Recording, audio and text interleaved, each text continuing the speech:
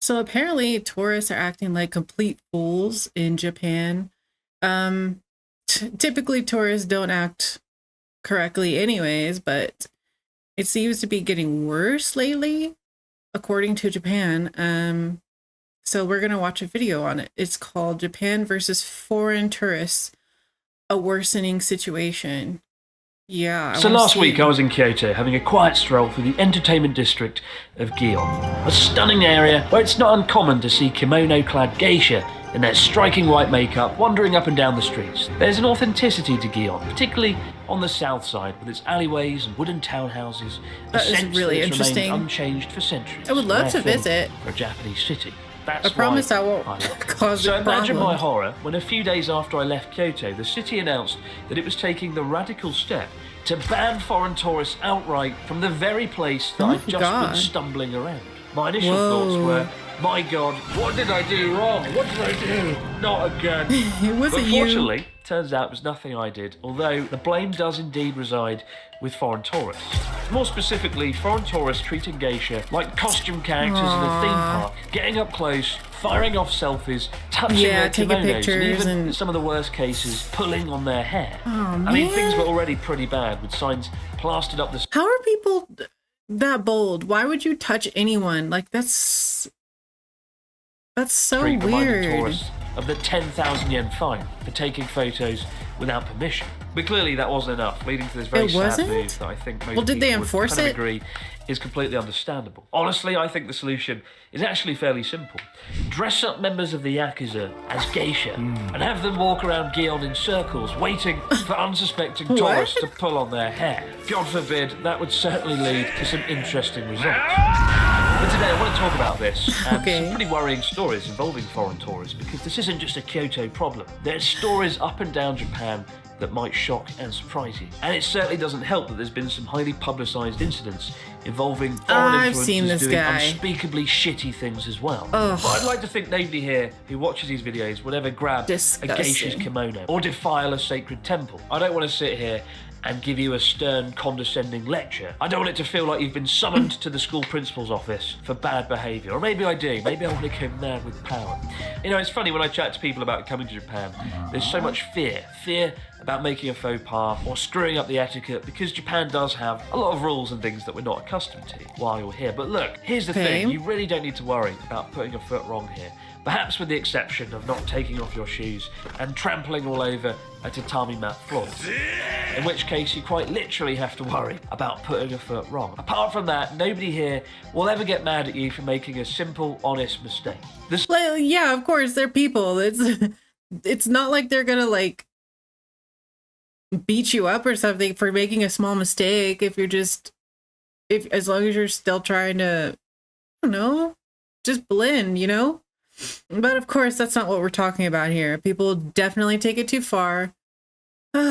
sort of things you do need to Of worry course. about are all common sense things to avoid doing They act like as a fools. decent human being. Case in point, Yeah. don't carve your fucking name into the bamboo trees of Kyoto's Arashiyama forest, as has happened with over 100 trees, often damaging them irreparably to the point that they have to be chopped down. Worse still, there's recently been some highly What is the publicised point? cases of foreign tourists carving their names into temples and shrines. Just last year, a Canadian teenager admitted to scratching his name into the 1200-year-old Toshodaiji Temple in Nara, Why? treating the UNESCO World Heritage Site as if it were a fucking whiteboard, using his fingernail to carve his name Julian into the wood. Defiling a culture. Shocking behaviour from a Canadian. What do You they know, get you from never that? see Really, behaviour though, like what that do you from a get from British that?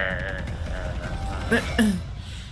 But if you graffiti a national treasure in Japan, you could go to prison for 5 years. Yeah, and get a as you fine should. of about 300,000 yen, $2,000. Fortunately, though, if you feel like defacing a World Heritage Site or being an all-around prick, there is a hack for getting around it. At the same time Julian was scratching the letter J into a Japanese temple 6,000 miles away in Rome, Ivan was carving his and his girlfriend's name into the Roman Colosseum. Ivan plus Haley 23. Sounds like a fraught political campaign. Unsurprisingly, people weren't happy about this. But luckily, Ivan seemed to get out of it after he wrote a Disgusting. spectacular letter to the mayor of Rome containing what might be the best sentence ever written. It is with deep embarrassment that only after what regrettably happened did I learn of the antiquity of the monument. the antiquity of the monument. Yes, that's right. Ivan claimed that only after he'd finished scratching his name into a 2,000-year-old brick, only then did he realise that the Roman Colosseum might be of some historic importance. I mean, of course it's a monument of fucking antiquity. It's in Gladiator, So for God's sake. narcissistic. Are you not entertained? I'll admit I've never understood the thrill of carving one's name into a piece of wood. So, Or let's do it anything. right here, right now. Anything that's just out in the world, nobody cares. Like, it's just a nuisance. Unless it's your personal thing. Whatever. You get what I mean, and it I wasn't think. the only temple that got defiled either. Just down the road, another ancient temple was the subject of graffiti by what can only be described as a shitty Banksy. This time in the form of a cat. My God, what the hell were they thinking? No. Yes, I understand now. The immeasurable sense of power, the self-worth. You tried to Right. carve your name into the comments section, be immortalised forever. Actually, it's very stupid. Fuck it. God, I hate myself. It is But look, stupid. I think for every Japanese temple or bamboo tree that gets defiled, Natsuki should be allowed to carve his name into a historic relic or item from the offending nation. Go fuck yourself. Only then will They don't justice care. truly be served. Now, some problems caused by foreign tourists were a bit less obvious and a bit more well-meaning. Case in point, recently Somebody who would do that wouldn't care if it was done back to them, really. one of They're not going Japan's to most care. famous shrines, Itsukushima, was completely renovated down in Hiroshima, partly because it was old and decaying, and partly because tourists were shoving coins into the shrine itself for what they believed to be was good fortune, inadvertently damaging the From shrine who? with ever larger cracks and turning it into some sort of massive crumbling Shinto piggy bank. Still, hopefully the hundreds of coins they were able to extract from the shrine could go towards its multi-million-dollar renovation. Yeah, that's I mean, when they finished not- pulling all those coins out of the shrine, there must have been, $10, $20. Right. But it's not uncommon to see news stories pop up about bad behaviour from foreign tourists. And one of the most bizarre posts that went viral on Twitter involved this sign in a convenience store emblazoned on the front of the steamed pork bun counter. A quick bit of essential Japanese knowledge. Okay. The word kore means this, right? And when you order on a menu at a shop, you might point and go, kore shitotsu onegaishimasu. One of those, please. Or, kore wa pen desu. This is a pen. And so it's not uncommon to point at a steamed pork bun and go, kore shitotsu onegaishimasu. Yet this note Okay. reads, to foreign customers, don't say this one and point. Say, steamed bun, please. Now, there's two things I love about this. Number one, there's a drawing of what's presumably supposed to be a finger, and it looks anything like an actual finger.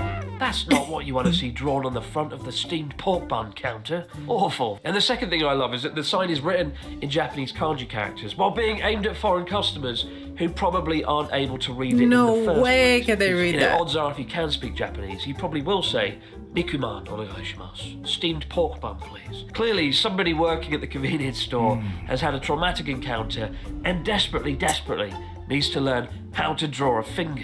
Meanwhile, in Hokkaido, the local government was criticised after making a booklet aimed at Chinese tourists that was labelled as condescending and offensive, with this incredible, fantastic drawing of a crying toilet covered in filth. Seriously, is there anything more worrying than a sentient toilet who's so technologically advanced its mood is determined by the state of its cleanliness? A frightening image of things to come. Toilets and pork buns aside, bad behaviour of foreign tourists does have real-world implications. A few Do people just go, like, I never understand why you would go to another country just to be annoying. Like, I actually think that's the only reason that these kind of people would go. Like, maybe they just know they won't be recognized there. I don't know why they do this. It's annoying. I'm getting annoyed. I'm getting angry. few years ago, one of my favourite temples down in Fukuoka, the Nanzuin Temple, home to one of the world's largest reclining Buddhas, took the drastic step. Also, again, like, you go and see something amazing like this and you just decide to ruin it. Why? What did you go for? Just to cause problems? Like, I don't blame Of these turning away places for groups banning of tourists. non-Japanese tourists after a bunch of raging dickheads splashed about in a sacred waterfall and climbed on the roof of the temple. The Nanzoan Temple is genuinely one of the most incredible temples that I've ever been to. And the idea of people turning up and disrespecting the temple by treating it like some kind of fucking bouncy castle is genuinely horrific. But again, their exasperation is completely understandable. Like, you understand why they're taking these measures.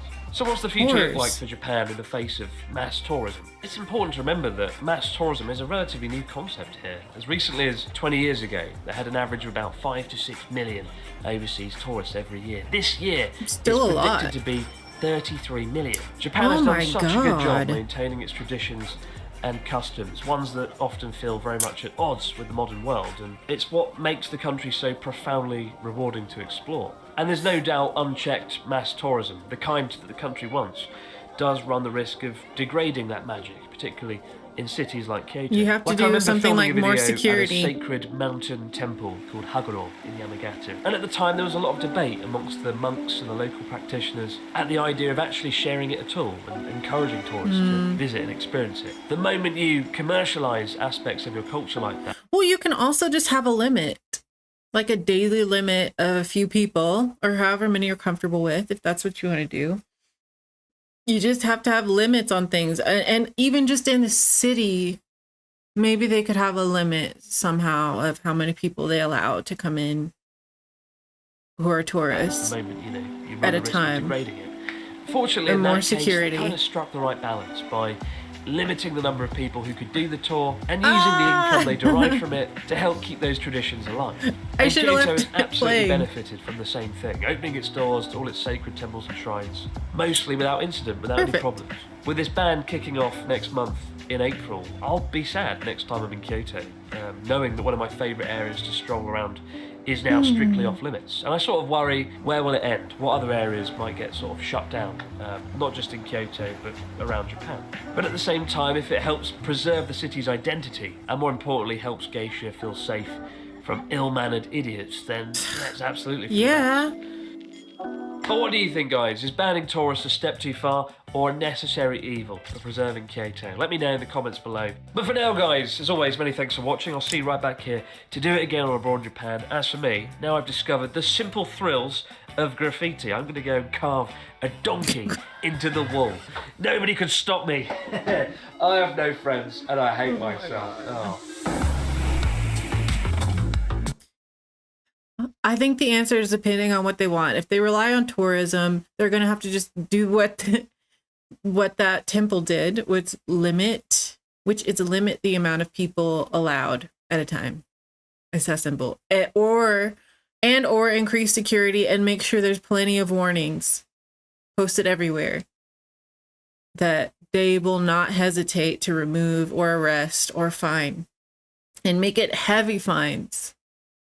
I don't know what else you can do, because I don't think tourists are just gonna have a change of heart in how they act. It's just, there's gonna be a percentage of tourists that act like idiots. But that was really interesting to watch. Yeah, I'll leave this video in the description if you want to see it yourself. Check out this channel. It's Abroad in Japan. It was really entertaining. They have a ton of videos about lots of different stuff in Japan. So yeah, let me know if you want me to watch anything else. And yeah, I will see you in the next one.